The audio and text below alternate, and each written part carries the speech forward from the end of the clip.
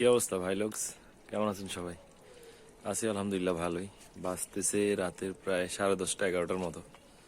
তো ভাত খাই একটু হাঁটতে বেরোইলাম। ঠান্ডা পড়তেছে আজকে 2 দিন, আবার মোটামুটি চট্টগ্রামে ভালোই। কাজের প্রেসারে আজকে কয়েকটা দিন মানে মোবাইলের সামনে ভিডিও করব বা কিছু সম্ভবই হয়ে উঠতেছে না। তো এখন ভাত খাই বেরোইলাম, ভাবলাম একটু কথা বলি আপনাদের সাথে। ভিডিও তো কেউ দেখে না, বাট তাও দেই, নিজের যেন একটু ইমপ্রুভমেন্ট হয় কথার, এই কমিউনিকেশনটা আর যেন ক্যামেরা শাইনেসটা একটু কাটি যায়। তো আজকে কয়টা দিন ভিডিও করতে পারতেছি না, কিন্তু দেশে ঝামেলা শেষ নাই। দেশে প্রচুর ঝামেলা চলতেছে। দেশ তো মনে করেন আমাদের, আমরা দেশে জন্ম হয়ে পাপ হয়ে গেছি। আল্লাহ যখন পৃথিবী সৃষ্টি করছে তখন আসলে বর্ডার বা এত দেশের নাম দিয়ে পৃথিবীটা তৈরি করে নাই। কিন্তু মানুষ সৃষ্টি হওয়ার পর থেকে আস্তে আস্তে ধাপে ধাপে বর্ডার তৈরি হয়েছে, দেশের নাম তৈরি হয়েছে, দেশের পতাকা তৈরি হয়েছে, দেশের জাতীয় সঙ্গীত তৈরি হয়েছে। হ্যাঁ, তো আমরা আসলে মারা খাইলাম আর কি। আমরা এমন একটা দেশে হইছি যে দেশটার নাম বাংলাদেশ। হ্যাঁ, তো এটা আসলে কি হাসির, সুখের না দুঃখের, সেটা আসলে বয়স এখন প্রায় 32 আনুমানিক, কিন্তু এখন পর্যন্ত বুঝতে পারলাম না আর কি। বাবা মারা সারা জীবন চিন্তা করে গেছে আমাদেরকে নিয়ে, আমাদের চোখে ঘুম নাই বাবুদের চিন্তা নিয়ে। ওনারা তো এক পর্যায়ে যেমন তেমন মোটামুটি কাটাই চলে গেছে, কিন্তু আমরা আসলে চোখে মুখে পথ দেখতেছি না। দেশটার যে কি হবে কিছু আগামাথা বুঝতেছি না। কন্টিনিউয়াসলি ঝামেলা চলমান, আন্দোলন চলমান। এই যে একটু আগেও খবর পড়তেছিলাম, আজকে রাতের 12টা থেকে মেবি বাংলাদেশ রেলওয়ে ট্রেন চলাচল বন্ধ, কারণ রানিং স্টাফদের একটা আন্দোলন।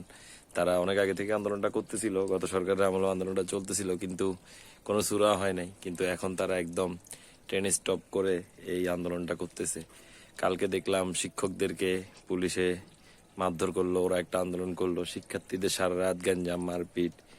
তা আসলে সব চলতেছে, সব চলমান, কিন্তু যেগুলো যেগুলো হওয়ার দরকার ছিল সেগুলো তো হয়ই নাই। পাশাপাশি আমরা যারা মধ্যবিত্ত আর কি, বিশেষ করে আমাদের যাদের বাবাদের মোটামুটি আমাদেরকে পড়ালেখা করাই চিন্তা করছিল যে একটু বড় কিছু হবে, পড়ালেখা করে ডোরে বা আপনার যেভাবে হোক মানুষ করার চেষ্টা করছিল। তো বিশেষ করে যারা মধ্যবিত্ত পরিবার বাংলাদেশে, যাদেরকে মধ্যবিত্ত বলা হয় আর কি নাম কাওয়াজতে, তারা আসলে সবসময় আসলে না তাদেরকে মিডল মিডল ক্লাস বলে, তো তাদেরকে সবসময় না মিডল ফিঙ্গার দিয়ে খুব পরিমাণ মারা হইতেছে আর কি এই দেশটাতে।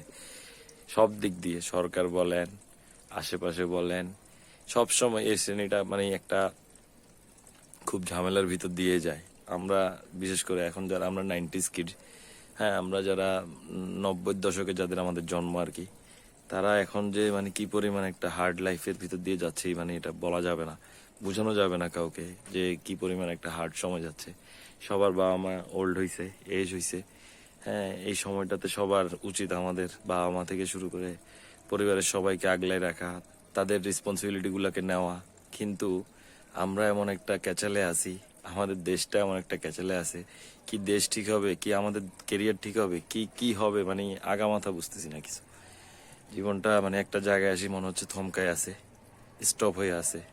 হ্যাঁ, দুইটা বাচ্চার বাপ, কি যে একটা প্যারার ভিতর দিয়ে জীবন যাইতেছে, টেনশনে মানে বিরক্ত লাগতেছে। বাবা অলরেডি রিটায়ারমেন্টে চলে গেছে, আজকে 1 বছর হয়ে গেল। তো ওনার হাতে আসলে মন ভরে খরচের টাকা দিতে পারতেছি না। হ্যাঁ, এর চেয়েও বড় দুঃখ মনে হয় না একটা সন্তানের জন্য মানে আর কিছু হইতে পারে। কিন্তু আমাদের দেশটা মানে দেশের তালেই আছে। কালকে এত কিছুর ভিতরে এত অবস্থা খারাপ, কিছুটা সবজি টবজির দাম কম ছিল শীতকাল। কালকে আব্বাসী বলতেছে যে প্রত্যেকটা চালের বস্তায় নাকি 300 থেকে 400 টাকা করে আপনার বেড়ে গেছে।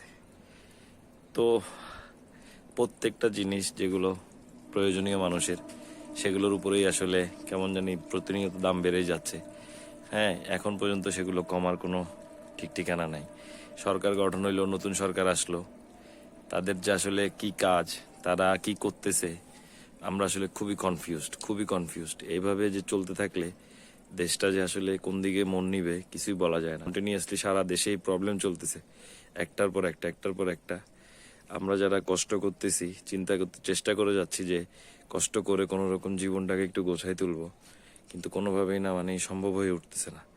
যতই হার্ড পরিশ্রম করেন, যতই হার্ড ভাবে চেষ্টা করেন, কোনো মানে এখনো একটা দিন মজুরের চেয়েও একটা স্টারিং যারা জব করেন তাদের স্যালারি কম।